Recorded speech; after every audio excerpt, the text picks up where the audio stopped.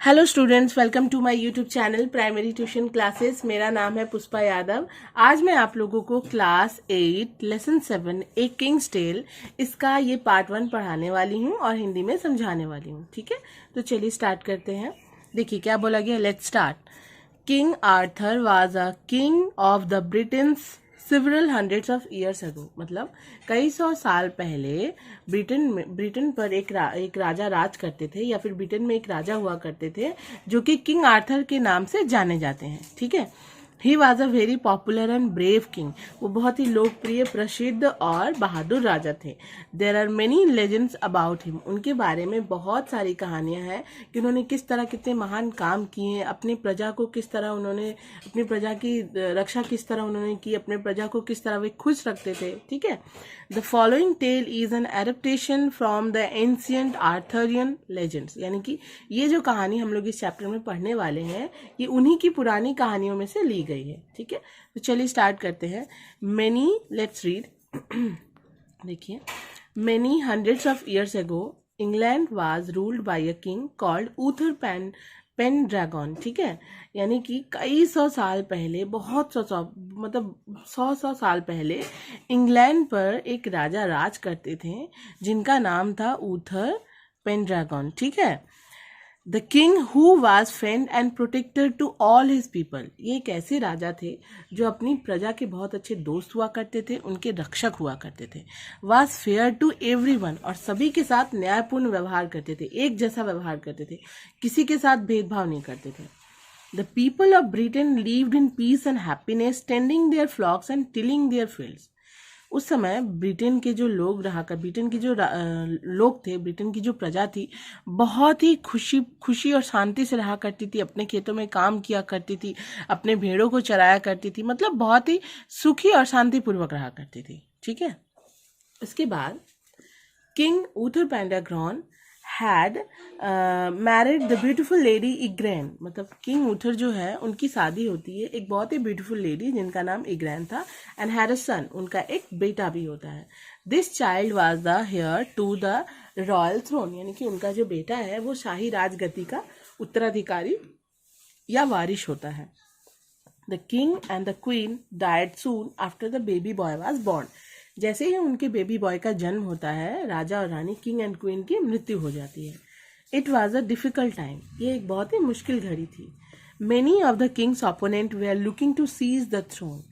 राजा के उस समय राजा के बहुत सारे विरोधी जो रहते हैं, उनकी नज़र जो है वो राजगद्दी पर होती है, और जैसे ही राजा की मृत्यु हो जाती है वे उसे हत्याने की कोशिश में लग जाते हैं। King Uther Pendragon had two wise councillors. King Uther के दो बहुत ही बुद्धिमान सलाहकार होते हैं। Merlin, a prophet and a magician. Prophet का मतलब होता है फ्यूचर के बारे में, फ्यूचर को देखकर उसकी जानकारी राजा को देना, ताकि राजा को मतलब प्रोफेट जो होते हैं, मतलब राजा के जो सलाहकार थे, काउंसिलर जो थे, उनमें से जो मर्लिन थे, वो भविष्य को देखकर उसकी जानकारी राजा को दिया करते थे, ताकि उन्हें वर्तमान में निर्णय लेने में, डिसीजन लेने में सुविधा हो सके, और कोई भी मुश्किल ना आए, वो अपनी जो भी वो डिसीजन ले वो प्रजा के हित में हो। ठीक है, एंड द मजिशियन, और एक बहुत बड़े एक जादूगर भी थे। ठीक है, and the brave knight Sir Ulfius, और एक बहुत ही बहादुर बहादुर सिपाही, नाइट यानी कि जो अपने काम को बहुत ही ईमानदारी से करते हैं, राजा के प्रति वफादार, सर उल्फियस थे। ठीक है, they were greatly trusted by the royal family. ये राजा के बहुत ही, शाही परिवार के बहुत ही भरोसेमंद व्यक्ति थे। ठीक है, क्योंकि राज परिवार जो है इन पर बहुत ही भरोसा करता था। When the king and the queen were no more, the two counselor made Sir Ector the trustworthy.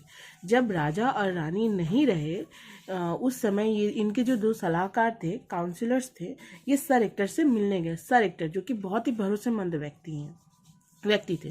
A loyal subject of the king, यानी कि राजा की जो प्रजा थी, मतलब उनकी सबसे ईमानदार प्रजा में से एक। ठीक है, जो राजा के प्रति बहुत ही वफादार, ईमानदार और बहुत ही भरोसेमंद व्यक्ति थे, राजा के बहुत ही भरोसेमंद व्यक्ति थे। On a cold and windy midnight. वो किस समय मिलने जाते हैं सर एक्टर से? ठंड की रात रहती है, बहुत ही हवाएं चलती है, यानी कि ठंड की मध्य रात्रि को बहुत ही हवाएं चल रही होती है, उस समय ये लोग सर एक्टर से मिलने जाते हैं। They placed in his hand a baby wrapped in a scarlet cloak. इनके हाथ में एक बेबी रहता है जो कि ब्राइट रेड कलर के कपड़े से ढका हुआ रहता है, ठीक है। Merlin said, we order you and your wife to bring up this child as though he were your own son. Merlin कहते हैं, हम तुम्हें आदेश देते हैं, तुम्हें और तुम्हारी पत्नी को, कि तुम इस बच्चे का लालन पालन करो या पालन पोषण करो, और बिल्कुल अपने बच्चे की तरह तुम लोग ऐसा समझो कि ये तुम्हारा खुद का बच्चा है। The boy is to be called Arthur, Sir Ulfius said. Sir Ulfius कहते हैं कि इस बच्चे का नाम होगा आर्थर, ये दुनिया में आर्थर के नाम से जाना जाएगा।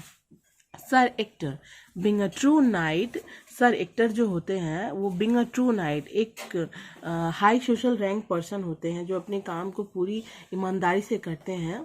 Ask no question and promise to obey his late king's counsellor, वो बिना किसी सवाल जवाब के स्वर्गीय राजा के दोनों सलाहकार से वादा करते हैं कि मैं आपके आदेशों का पालन करूंगा। As Merlin and Sir Ulfius had feared, trouble broke out in Britain after the passing away of the king. Merlin और सर उल्फियस को ये डर रहता है कि राजा की मृत्यु के बाद राज्य में अराजकता फैल जाएगी, तबाही मच जाएगी, और बिल्कुल वैसा ही होता है। The barons were fighting among themselves and plotting to capture the throne. राजा के जो दरबारी रहते हैं, नॉबलमैन, दरबारी, जो बैरन्स को नॉबलमैन भी बोला जाता है, जो दरबारी रहते हैं, वे आपस में ही लड़ने लगते हैं कि ये गद्दी मेरी है, ये गद्दी मेरी है। उस गद्दी को हथियाने के लिए आपस में ही लड़ने लगते हैं, ठीक है। उसके बाद है Britain was in the grip of lawlessness. Britain was in the grip of lawlessness. Britain जो है वो न्याय विरुद्ध हो जाता है, ब्रिटेन में अराजकता फैल जाती है। ट्रैवलर्स वेयर रेगुलरली रॉब्ड, यात्री जो है वो रोज लूट लिए जाते हैं। द पीजेंट्स वेयर अनहैप्पी, वहाँ के जो किसान हैं वो भी नाखुश रहते और दुखी रहते थे। ये हो गया हमारा पार्ट 1। मैंने इसको पढ़ाया भी है और हिंदी में समझाया भी है। वीडियो अगर आप लोगों को अच्छी लगी तो प्लीज़ वीडियो को लाइक कीजिए, शेयर कीजिए, सब्सक्राइब कीजिए हमारे चैनल को। Thank you.